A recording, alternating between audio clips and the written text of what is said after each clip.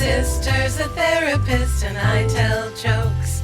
We both want to help all kinds of folks. Hello, and welcome to My Sister's a Therapist. My name's Virginia Jones. I'm a stand-up comedian, and my sister is a licensed marriage and family therapist. And here she is. Hello, I'm Laura Ryan. I'm a licensed marriage and family therapist and sister to the star, Virginia Jones. We have a special guest today. Wendy Byrd, who is an LPC and an LMFT, is joining us. She is an expert in ketamine therapy, and you can find more information about her at wendybyrd.com, BYRD. Introducing Wendy Byrd. Hi, Wendy. Hi, thanks for having me. So, Wendy, I'm so curious about this. Now, my experience with ketamine was very much not legal. I'm a Gen Xer. I came up in the 90s. So there was ketamine all over the clubs. I was friends with, not showing off, the big dealer in Dallas, Texas. Special Keith was what we called him. There were a lot of rumors about it. People said it was just a large animal tranquilizer, which is not exclusively true. But I never took it because I saw people in clubs going in the K-hole and being disassociated and not reachable. And I thought, as a young woman, that wouldn't be a great place to be. But talk to us a little bit about how you got into this kind of work. I'm a Gen Xer too. So I think a lot of us had that early experience with ketamine, and that's how we sort of know it and relate to it for sure. And I worked in a veterinary clinic. We used ketamine to sedate all the animals. And so it is a horse tranquilizer because horses work the same as humans and dogs and cats and all that, but not really. Well, but it was also used as a field anesthetic in Vietnam War. That's right. It's a really magnificent drug if you think about it from a worldwide perspective, because it's very safe. It's very inexpensive to manufacture. And so it's used in lots of places around the world as an anesthetic for surgery. And it's got its name in Vietnam as the buddy drug because it does create that dissociation. So if someone's really in a lot of pain and they're injured, you can give it to your friend and help them survive the injury. And it's not going to be really dangerous because it doesn't really affect heart rate and respiration. And it was developed as a replacement for PCP. Laura, you may know PCP as angel dust. Have you seen what this stuff does to kids? That is a quote from the ever pervasive Trading Places. It's a big presence in our podcast. So people were having hallucinations with PCP. They were having ab reactions. And then ketamine, still some hallucinations, but less so. As we moved to propofol for a lot of sedation for people, then ketamine was made a class 3 drug in 1978. So it went from being doctor drug to naughty drug. Laura, have you had any run-ins with ketamine in your social life? Never run into ketamine, but I do remember a friend in college who called me from a stairwell, and she said she was stuck in a K-hole and could not move. I was put off by the K-holes, so I always avoided ketamine. I did have one experience which ketamine was a big benefit. My same friend, Special Keith, got held up at a rave, and I was right next to him because I guess I was supposed to be his bodyguard, but I was doing a terrible job because I was on acid. And he was shot, but he was also on a profound level of ketamine. And when the ambulance came, they were like, well, this has probably kept you from going into shock and has helped you a lot with the pain. So in this case, good job, Keith. So as Wendy was saying, ketamine is used for an anesthetic for cats, dogs, rabbits, horses. It's an important part of what they call the rodent cocktail, a mixture of drugs for anesthetizing rodents. So great. I did not know that. Fun fact to know and tell. Exactly. Wendy, I bring you this important piece of trivia. Ketamine does not appear to work on snails. Oh, okay. No effect on snails. I find that very interesting. I'll have to check that out. So ketamine therapy, when did that idea start? There was some early research in the 90s, I believe it was, where some folks started recognizing that ketamine has antidepressant effects. And we kind of think of ketamine as a different drug at different doses because at the lower doses, it has this psychedelic effect. And then at higher doses, it becomes a full anesthetic. But they started noticing that it was helping with treatment-resistant depression in the 90s. And so people started studying it through the 90s and the 2000s. And for a really long time, it was off-label. Probably the way that you were going to get ketamine 5+ years ago was in an ER for treatment-resistant depression, if you were able to access it. And then we started having some nasal sprays. Spravato was approved by the FDA for treatment-resistant depression. And so when that happened, it really opened up the ability to have ketamine off-label, then also other mood disorders and anxiety disorders and trauma and PTSD. And it's in what I would call the psychedelic movement. A lot of research coming out on different psychedelic medications and how they can help with trauma. So as a trauma therapist, it just seemed sort of natural for me to start looking into it. And my business partner really was one of the early trained people. She said, you have to do this. You can't take no for an answer. And so here I am. So this is Robin. Yes. Okay. And just quick question. The nasal spray, is that a microdose? I wouldn't call it a microdose. It's in that range of what we think about as psycholytic. So in the psychedelic community, microdose is trying to stay in a dose that's not psychedelic in nature, where you try to get the benefits of whatever the substance is, but without the psychedelic properties. And Spravato, because it's nasal, there's differences in what we would call routes of administration and how much the medicine gets into your system. But you're still going to get that 5 milligrams per kilogram is what they're usually going for. So you're going to feel like you're on ketamine. So I hadn't heard the idea that lower doses have a hallucinogenic psychedelic property and higher doses just have an anesthetic property. Is that because at higher doses you're unconscious? What is the cutoff there? That's that K-hole. Because ketamine is not a traditional psychedelic, although it has some of those changes in consciousness. So that's why people think about it in that psychedelic realm. You can be very aware and on ketamine. So you're going to start having this feeling of being dissociated from your body. Now, for non-therapists, talk to us a little bit about what dissociation is. Dissociation is a word that has a lot of meanings nowadays, especially when we talk about it with ketamine, because from the trauma standpoint, we think of dissociation as something bad and to be avoided. Something really terrible happens to you and you need to leave your body. You can't fight or flight. And so it's that freeze response. People don't like that feeling when it's trauma-based. But from a ketamine-induced dissociation, people can go into altered states of consciousness where there's a bit of an ego dissolution. Right. Ego death. Yeah. The default mode network, which is who you think you are. It's the chatter in your brain sort of place, starts to go offline a little bit. And you can have the experience of becoming a little bit more than just yourself. Right. So that can be really wonderful or scary depending on the experience. But that's the dissociative place that ketamine goes.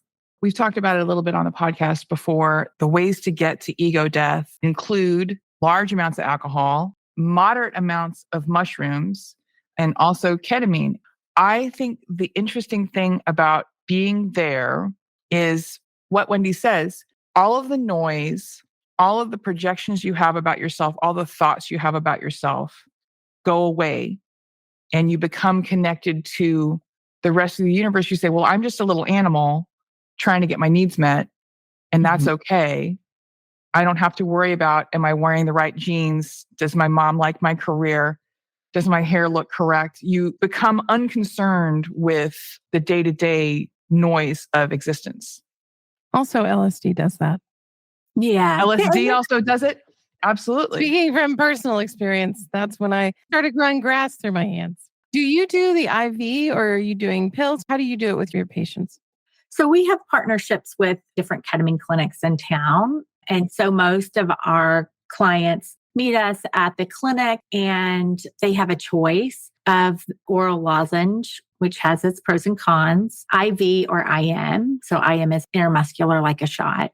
Each route has sort of different pros and cons about it. People come in and There are a lot of ketamine clinics out there where people are sort of going in. It's kind of maybe a revolving door. It's not my favorite way to use ketamine because while ketamine in and of itself has some really, really wonderful properties, I really think that it's the container of therapy that helps people the most. Not the one ingredient.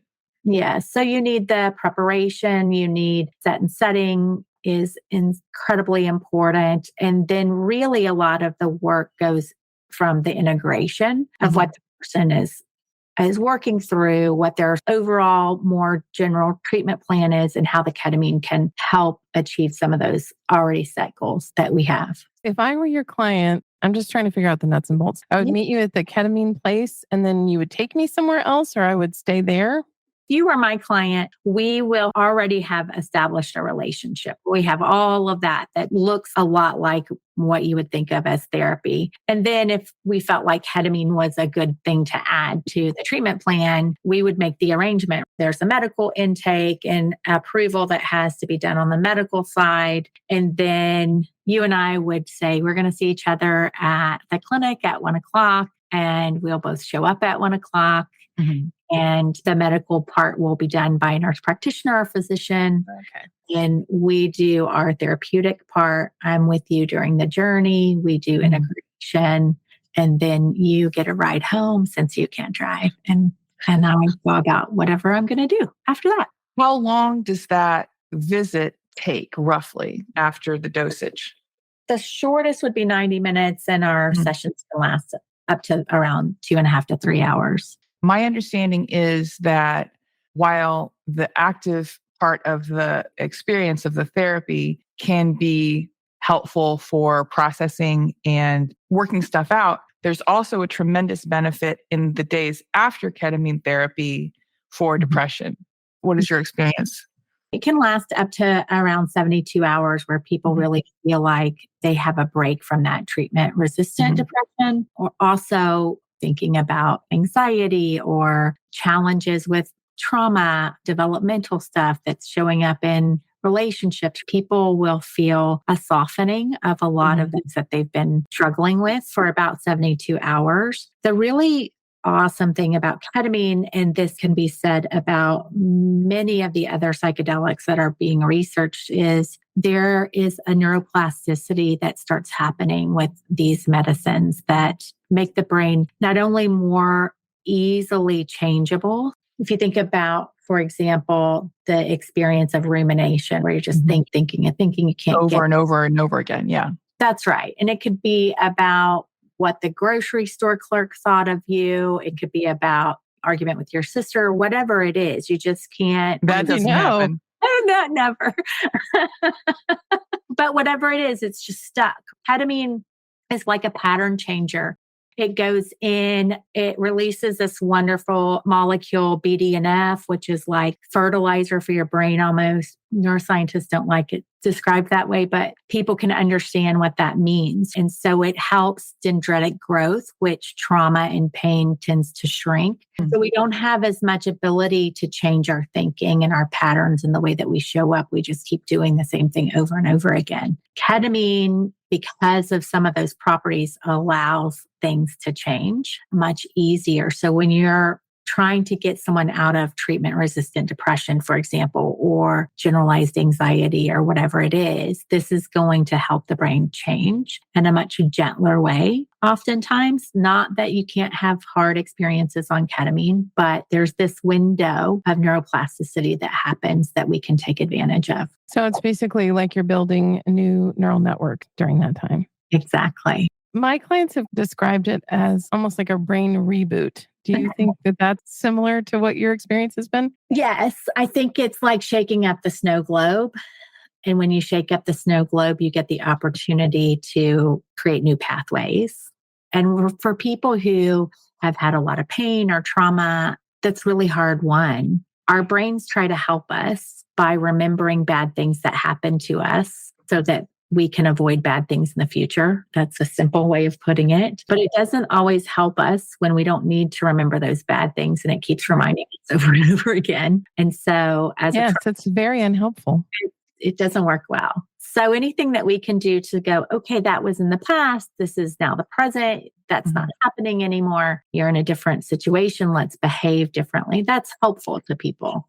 I read in an article in the Smithsonian magazine that ketamine has been called the most important tool in the treatment of depression for 50 years.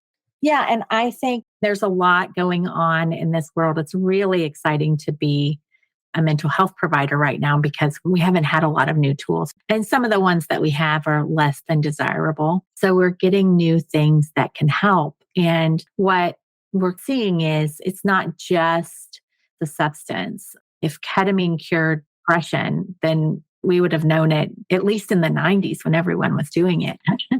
Many of the people I was going to clubs with were very depressed. Exactly. Yes. But when you contain it with the therapy, it's actually a tool that can be very helpful for change. The feedback I've gotten is that it's completely transformative in the way that you think of who you are and your place in the world and what matters and what's important. And it's just inspirational. I have had several clients at this point who've done it. So just throwing this out there is probably my next training. Awesome. Come get trained with us. We did a training in Kansas this year, and we're hoping to have one at the end of the year in Austin. We'll see. Wendy, as part of your training, did you experience the effect of ketamine therapy? Yeah. What were your thoughts with that firsthand experience? I haven't had a lot of experiences with psychedelics, maybe because I was a control freak in my 20s. Like, okay, I've experimented with things, but going to take me to a different place where the world looked weird. I'm not sure. I was very excited about the world looking weird because I didn't like the world. Any different from where we're at. It was Please. Yeah. But I have done past life regression training and lots of meditation and sweat lodges and things like that before having ketamine. So I was a little nervous because I will say that watching the animals come out of ketamine and go through their hallucinations or their screaming and retching about, it's like, I don't know. That didn't look great. It didn't look good. But I trust Robin enough to go, okay, I'm going to just go. And also, the animals didn't have a therapist. That rabbit did not have someone guiding them. Exactly. That's such a good point. Such a good point. And the rabbit didn't know what was happening. Yes. I mean, I had a really wonderful journey. We do a low dose and a high dose generally for trainings. And I really am a fan of getting trained and having an experience because I think it's very important to be able to sit with someone in an altered state of consciousness. Right. And you sort of have to know a little bit of what that experience is. You know, if you've done other psychedelics, then you might have an idea. Ketamine's a little bit different. People often describe it as going to space. That's how it was explained to me in my training. And I find it to be true. Not that people can't have really hard experiences on ketamine because a lot of pain can come up, but that's the process. When you have a container and you have someone that you trust and is there with you and you're doing it in this really safe place where you know there's a purpose, I think that is really important piece of the work versus just at ACL or something. We're like, oh gosh, be careful. The black crows are coming on. Non-Austin people, that's Austin city limits. That's right. Sorry. Yeah. For our Norwegian listeners, that's a music festival that happens every October in Austin. Well, I'm coming to you from Oregon, where in 2023, mushroom therapy was legalized. And I've learned a lot about it. And it's very interesting because I thought that mushrooms were legal in Oregon. They are not. Mm-hmm. What is legal is going, like you said, to a clinic, being given a dosage, being monitored for that duration. I think one of the things that is useful about ketamine over mushrooms is that it's a much shorter duration, especially at low dosage. So when you say 90 minutes, no one's ever taken a mushroom trip that took 90 minutes. No. You are not monitored by a doctor or therapist. You're monitored by someone with a high school degree and 160 hours of training. Yes. Yikes. Better than nothing, but wouldn't be my first choice.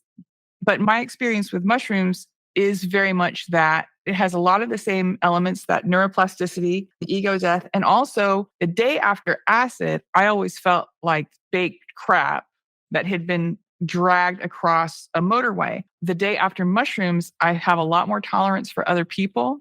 I just generally feel that my brain has been scrubbed. When I was a young person, I thought of mushrooms as naughty. Oh, here's a bad thing that I'm doing. And I don't want to have things in common with Joe Rogan, but I do think that mushrooms are self-care. Yeah. I mean, I tend to agree. I think that these kinds of plant medicines have had a place in our human history for a long time and have been sacred and revered. And I think that there's some wisdom in that we're starting to re-recognize and see and understand. And mushrooms can, just like ketamine, it has those places where it's very, very good for the brain, can help with addictions and anxiety, depression. And the studies are starting to show.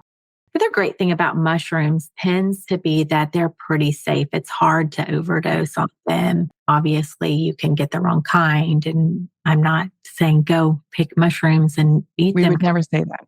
No, but I think that they're going to be really an important piece for people's mental health and growth. And not just from cleaning up trauma, but also opening people to maybe connections and ways of being in community that they haven't experienced before. And when you talk about communal experiences, sweat lodges, journeys, that kind of stuff that is now being used with ketamine traditionally would be used with mushrooms, and people have done it all over the world. It's part of the Inuit tradition and the Native American tradition. As an ignorant person, don't mushrooms make you puke though? I think that's why I've always avoided them. It definitely can happen. It has never happened to me. And sometimes people will take mushrooms, they will urinate, and then that urine goes to other people, and that the drug part. The other people drink it or something? Yeah. That's part of the Inuit tradition. Look, if you want to meet your forefathers, sometimes you're going to have to drink a little pee. And like Wendy said, there's many, many kinds of hallucinogenic mushrooms.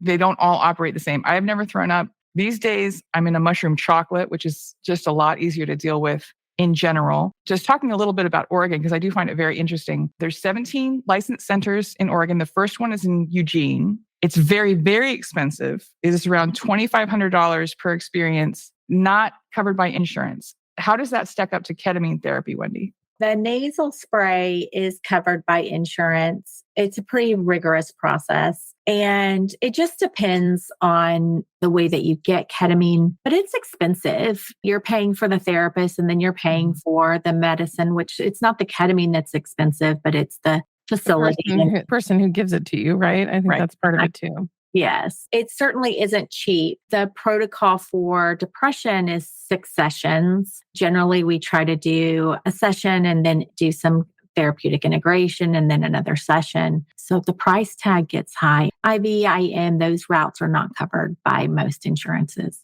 I had a client who was doing this not on my watch, but she had ordered ketamine to be delivered to her house and she took little microdoses. What is that? You can get ketamine mailed to you.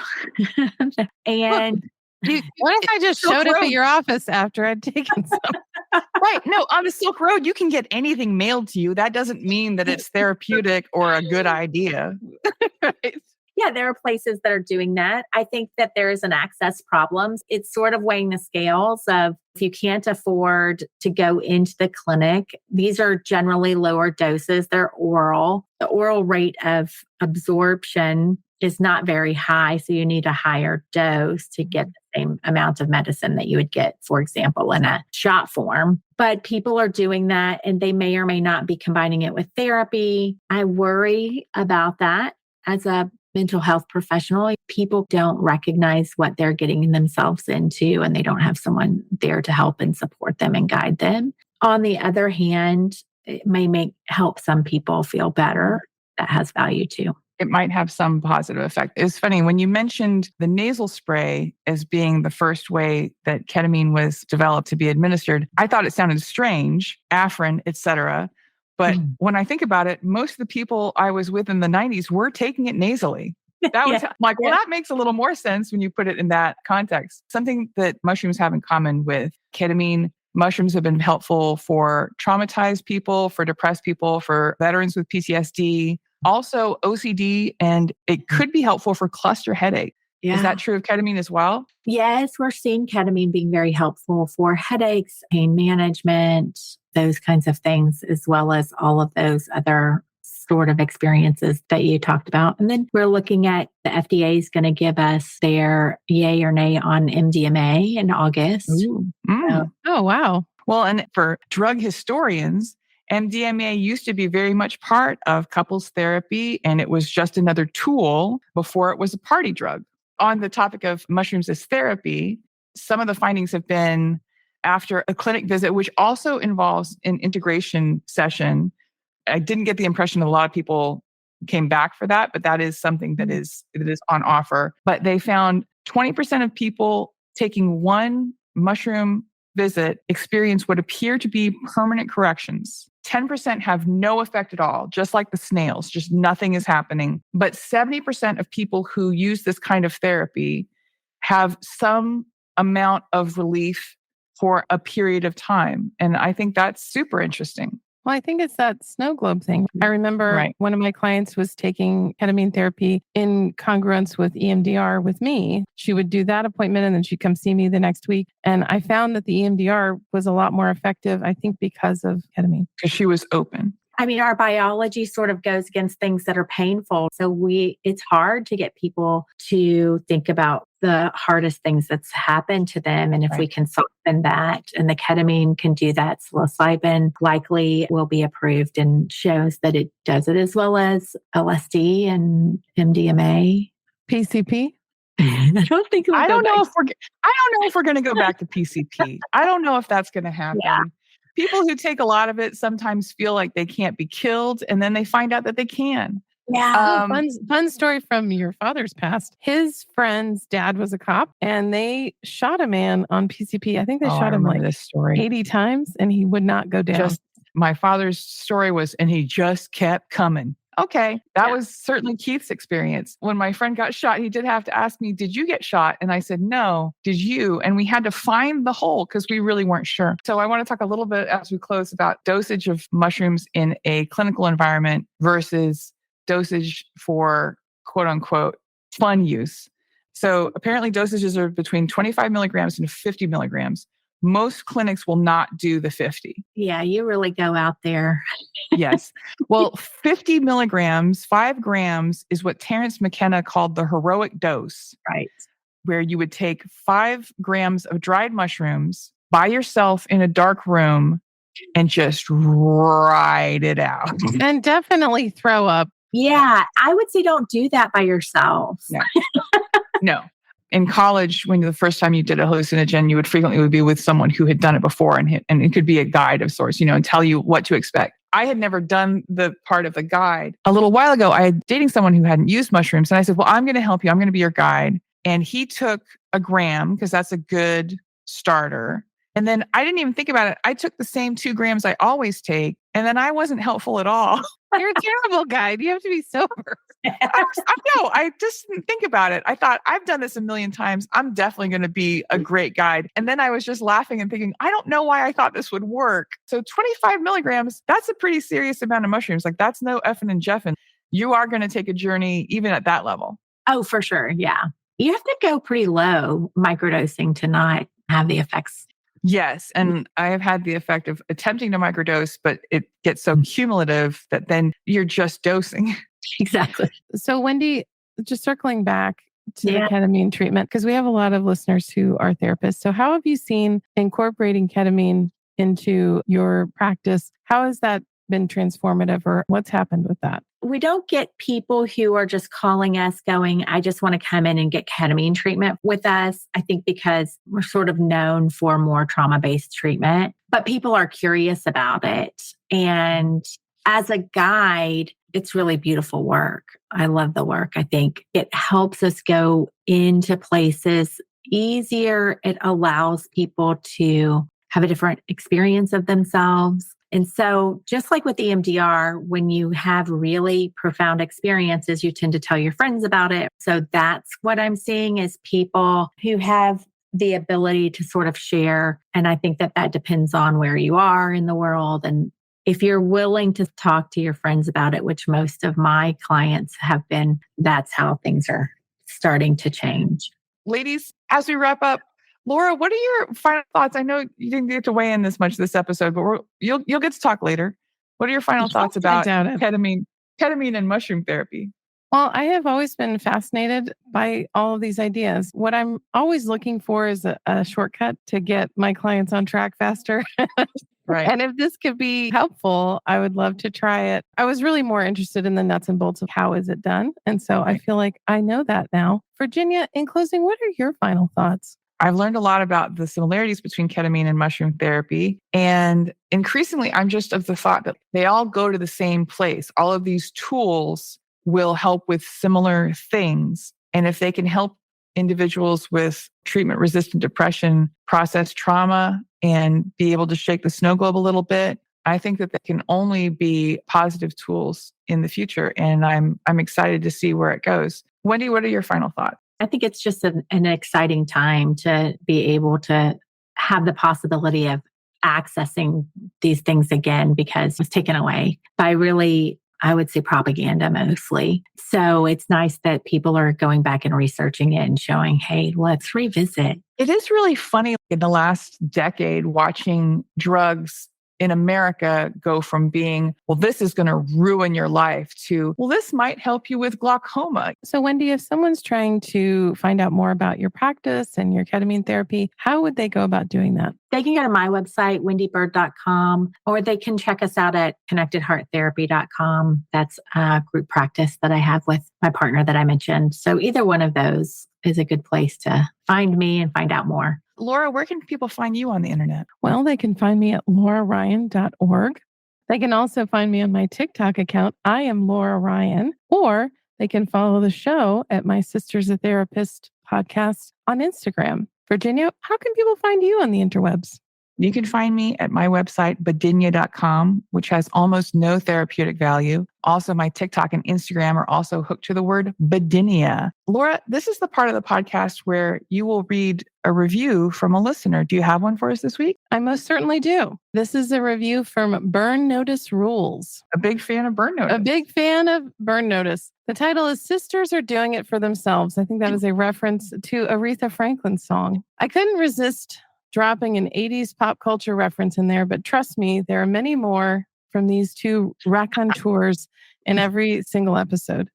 You'll learn why men need to have more friends, why your depression is probably genetic, and why are clowns, comedians, and musicians so gosh darn sad. You'll also hear not so subtle jabs to the patriarchy, evidence that misogyny is baked into every aspect of our culture, and who the winners and losers are in the East Coast, West Coast beef between Billy Joel and Oingo Boink.